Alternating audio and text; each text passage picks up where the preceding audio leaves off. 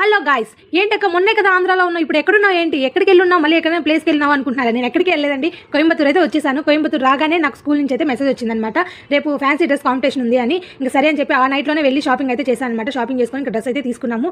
ఏడక్క హనీపప్పు ఏ dress వేసుకుంది అనుకుంటున్నారా? Wait and see చూపిస్తాను. ఇంకా డ్రెస్ కాంపిటీషన్కి అయితే వచ్చాము, స్టార్ట్ అయిపోయింది అనమాట ప్రోగ్రాము. ఏ డ్రెస్ కూడా వేసుకొని వస్తే దాంతో 2 లైన్స్ అన్న మాట్లాడాలి అని చెప్పారు. సరేలే, హనీపప్పు కూడా చాలా ట్రైనింగ్ అయితే ఇచ్చానమాట. అక్క హనీపప్పుని అయితే చూపించలేదక్క, ఏ డ్రెస్ వేసుకొని కూడా చెప్పట్లేదక్క అనుకున్నారా? చూపిస్తాను, వెయిట్ అండ్ సీ. ఇంకా నెక్స్ట్ వచ్చేది తన్విశ్రీ అనమాట. ఇంకా అక్కడికి వచ్చిన తర్వాత స్టేజ్ ఫీర్ ఉందో ఏముందో తెలియదు కానీ అస్సలు మాట్లాడలేకపోయింది. కానీ ఇంటి దగ్గర మాత్రం చాలా బాగా చెప్పి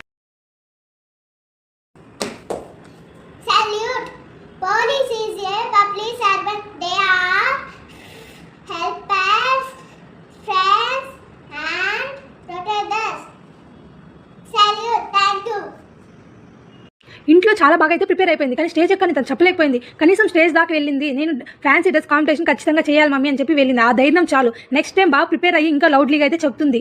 ఈసారి ర్యాంక్స్ ఏవే వచ్చాయనేది యాన్యువల్ డే రోజు అయితే చెప్తారంట. అంతవరకు అయితే మనం యాన్యువల్ డే కోసం అయితే వెయిట్ చేసి ఉండాలి. మీరు కూడా వెయిట్ చేసి ఉండండి. ఓకే, మరి బాయ్.